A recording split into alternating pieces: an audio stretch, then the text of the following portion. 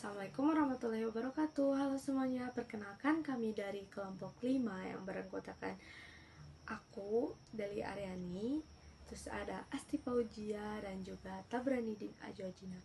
Hari ini kami mau mempresentasikan hasil diskusi kami tentang 6 materi beserta kesimpulannya sebagai tugas dari tata kelola perusahaan dan tanggung jawab sosial. Oke, langsung saja kita mulai dari materi yang pertama yang bakal dibahas sama aku sendiri ya. Jadi guys, materi pertama yang aku pelajari itu tentang agency problem atau masalah keagenan. Gampangnya, ini tuh konflik kepentingan antara bos yang punya modal atau shareholder sama manajer yang ngejalanin bisnis atau agennya itu sendiri ya. Contohnya itu, bayangin aja nih, kita punya modal buat bikin usaha, terus kita menggaji orang untuk jadi manajer tokonya. Nah, si manajer ini tuh pengennya kerja santai tapi dapat bonus gede, sedangkan kita sebagai ownernya pengen toko tuh rame terus dan hemat biaya karena beda tujuan kan. Akhirnya suka ada gesekan atau kecurangan. Itu tuh yang disebut agency problem. Terus materi keduanya itu tentang voluntary disclosure. Ini tuh perusahaan secara sukarela buka-bukaan soal informasi mereka ke publik, padahal nggak diwajibkan sama hukum. Contohnya dari voluntary disclosure ini tuh ada perusahaan teknologi yang tiba-tiba pamer ke media kalau mereka baru aja nanam 10.000 pohon buat lingkungan. Tujuannya apa? Ya biar dinilai keren, transparan, dan investor makin sayang sama mereka. Nah, untuk materi ketiga, itu saya mau menjelaskan teori upper echelon, di mana teori ini bilang kalau karakter, latar belakang, umur, bahkan hobi dari bos-bos atau petinggi perusahaan itu bakal nentuin kemana arah masa depan perusahaan tersebut. Contohnya nih, kalau CEO suatu perusahaan itu anak muda yang suka tantangan, pasti perusahaannya bakal agresif nyoba teknologi baru kayak AI atau bikin aplikasi-aplikasi yang sangat update. Beda cerita dengan CEO yang udah sepuh dan konservatif. Biasanya itu jalannya lebih hati-hati banget. Jadi karakter bos itu ngaruh ke keputusan perusahaan. Lalu untuk yang keempat itu ada komponen IC atau intellectual capital. Ini tuh modalnya nggak berwujud alias aset pintar yang dipunya perusahaan. Komponennya itu ada 3. Yang pertama, orang-orang yang pintar di dalamnya atau human capital. Terus ada sistem kerja atau softwarenya, struktur kapital, dan hubungan baik sama pelanggan atau relational capital. Untuk contohnya itu Google ya. Contohnya Google itu berharga bukan cuma karena mereka punya gedung kantor, tapi juga karena mereka punya algoritma yang canggih, karyawan-karyawan jenius, dan miliaran orang yang setia pakai Google tiap hari. Nah, itu yang namanya intellectual capital.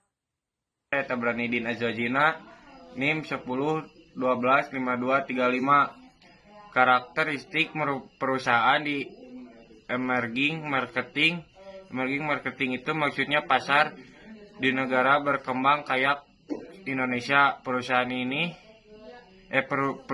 di sini tuh unik karena pasarnya gemuk banget dan potensinya gede, tapi regulasi dari pemerintah kadang suka berubah-ubah dan ekonomi naik turun.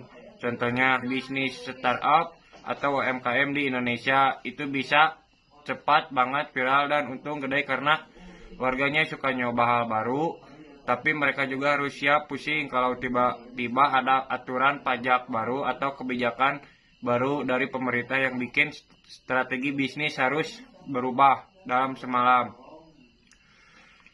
Dominasi corporate governance di Indonesia. Tata kelola perusahaan di Indonesia itu punya ciri khas tersendiri, yaitu didominasi oleh kepemimpinan keluarga atau negara BUMN. Contohnya banyak perusahaan besar di Indonesia yang yang dari dulu ke hilir itu yang megang yang keluarga itu aja. Kalau gak gitu ya dikuasai pemerintah. Efeknya kalau mau mengambil keputusan biasanya kental banget sama budaya kekeluargaan atau birokrasi. Makanya perlindungan buat investor kecil, minoritas atau benar-benar dijaga biar gak kalah suara. Oke, terima kasih teman-teman sudah memaparkan semua materinya. Jadi mari kita ambil 6 kesimpulan pentingnya. Mungkin untuk poin pertama dari aku tentang agensi problem itu, agensi problem itu nggak bisa dihindarin, tapi bisa diminimalisir dengan sistem bonus yang adil atau pengawasan yang ketat supaya manajer dan pemilik modal jalannya bisa seirama.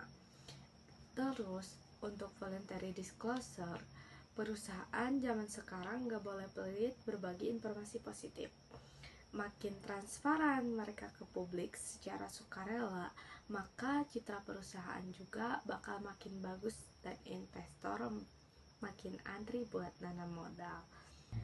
Nah, mungkin selanjutnya kesimpulannya bisa disampaikan sama teman saya yang lain. Baik, nah untuk kesimpulan dari setiap materi yang saya sampaikan di poin ketiga dan keempat itu, yang pertama, kalau untuk poin ketiga berdasarkan teori upper echelon tersebut, suatu perusahaan jika mau berkembang itu harus pinter-pinter milih jajaran direksinya. Karakter pemimpin itu krusial banget. Kalau butuh inovasi cepat, pilih yang visioner dan adaptif, karena watak mereka adalah kompasnya perusahaan. Nah, kalau untuk poin keempat, kesimpulan dari materi IC ini, modal sukses perusahaan zaman sekarang itu bukan lagi cuma soal punya pabrik gede atau uang kas yang melimpah, tapi sejauh mana mereka bisa ngerawat otak karyawannya, sistem kerjanya, dan kedekatan sama customernya.